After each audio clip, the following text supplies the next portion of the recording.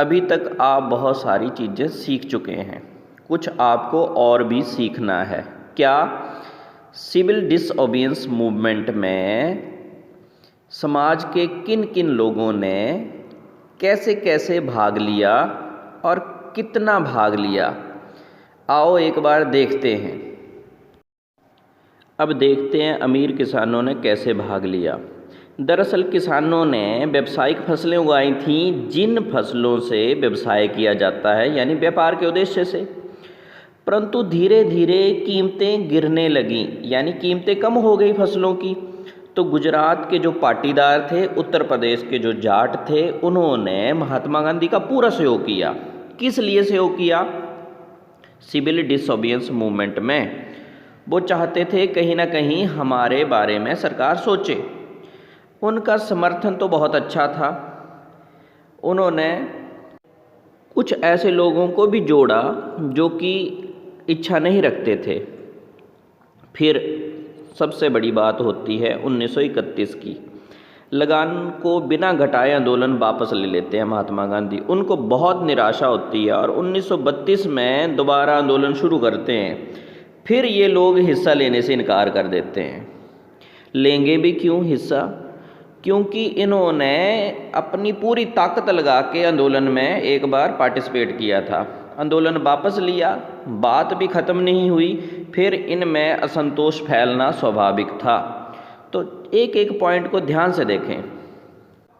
बड़े किसानों की बात कर ली, छोटे किसानों की बात करते हैं। किस लिए बात करते हैं? भारत के वो हिस्सा हैं। क्यों बात करते हैं?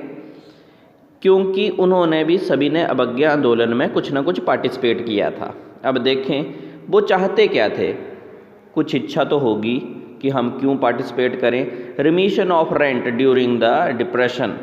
वो बोलते हैं कि अकाल की दृष्टि से ये इतनी महामंदी फैली हुई है, तो हमारा जो रेंट है उसको ख़त्म किया जाए, किराया भाड़ा ख़त्म किया जाए।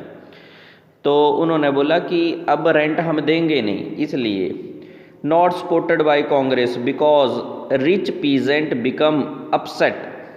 कांग्रेस भी डर रही थी कि गरीब किसानों का साथ देंगे तो अमीर किसान हमारे विरोध में हो जाएंगे। तो कहीं ना कहीं कांग्रेस भी हिचकिचाती रही इनका समर्थन लेने के लिए। और ज़्यादातर देखने को मिला कि कांग्रेस के और गरीब किसानों के बीच का रिलेशन अनसर्टेन रहा। आओ देखते हैं भारत के उद्योगपतियों ने सिविल डिसओबीडियंस मूवमेंट में कैसे पार्टिसिपेट किया और उनकी इच्छाएं क्या थी।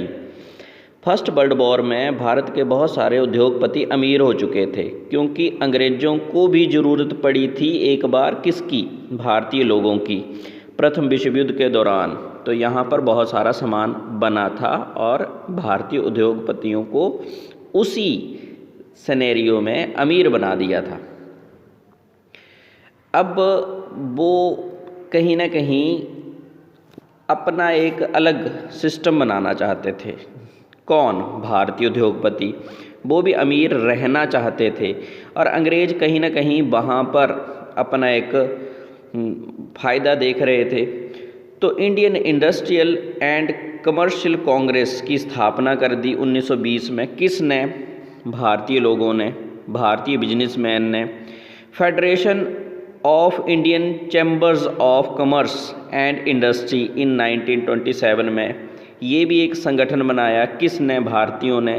पुरुषोत्तम दास और जी बिरला, बिग बूस्ट, इन दोनों ने बहुत काम किया। इन्होंने महात्मा गांधी के साथ कंधे से कंधा मिलाकर काम किया। किसके लिए?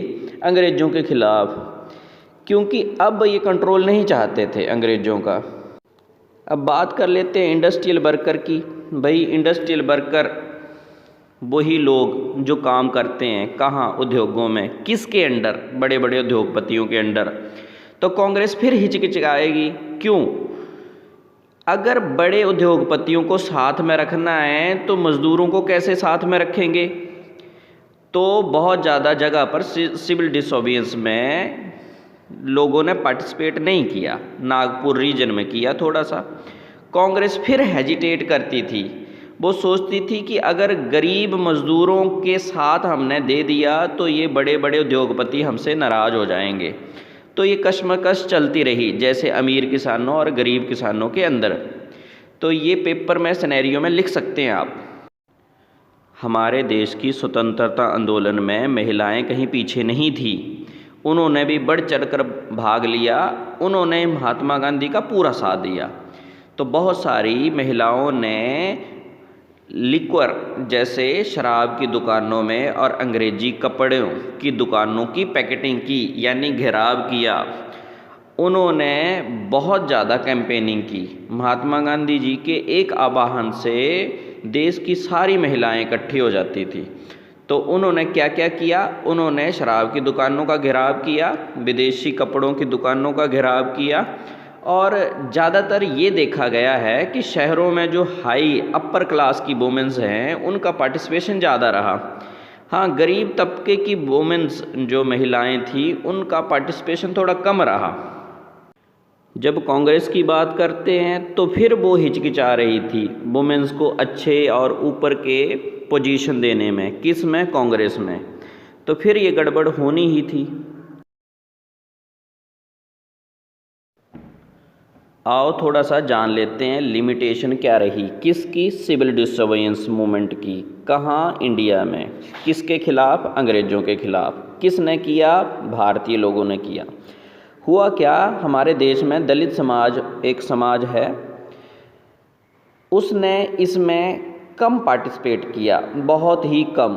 दूसरा, मुस्लिम समाज ने बहुत ही कम पार्टिसिपेट किया। सनातनी हिंदू समाज ने बहुत ज़्यादा पार्टिसिपेट किया, जिससे कहीं ना कहीं लोगों को ये लगता था कि सारे बेनिफिट्स इन्हीं को मिल रहे हैं, सनातनी हिंदुओं को, तो कहीं ना कहीं ये लिमिट्स में रखा जाएगा। और 1930 में भीमराव अंबेडकर और महात्मा गांधी जी के बीच में एक असहमति बन गई। बाद में महात्मा गांधी जी ने आमरण अनशन किया, भीमराव अंबेडकर जी मान गए। दरअसल भीमराव अंबेडकर चाहते थे कि दलितों के लिए अलग एक निर्वाचन क्षेत्र बने, यानी वहाँ पर सीट भी दलितों की होगी, चुनाव भी दलित ही लड़ेगा और वोट भी दलित ही डालेंगे। तो कहीं ना कहीं महात्मा गांधी को लगता था कि ये देश में एक टुकड़ा होने जा रहा है, दलित समाज ऊपर का समाज। महात्मा गांधी इस पक्ष में थे कि दलित के लिए आरक्षण होना चाहिए, परंतु अलग निर्वाचन व्यवस्था नहीं होनी चाहिए। बाद में आमरण अनशन के बाद भीमराव अंबेडकर जी मान जाते हैं, बाद में सारी बात तो ठीक हो जाती है। परंतु ये आंदोलन जब हम बारीकी से देखते हैं तो पूरी तरह सफल देखने को नहीं मिलता है। क्यों? क्योंकि हर एक समाज के हिस्से की अपनी इच्छाएं थीं, उन्होंने अपने अपने फ़ायदे के लिए इसमें पार्टिसिपेशन किया। जब भी किसी आंदोलन में अपने फ़ायदे के लिए पार्टिसिपेशन किया जाता है तो आंदोलन का सफल होना फिर असंभव सा होता है। तो यही बातें इसमें रही। आप ध्यान से इसको देखते रहें, पढ़ते रहें। धन्यवाद।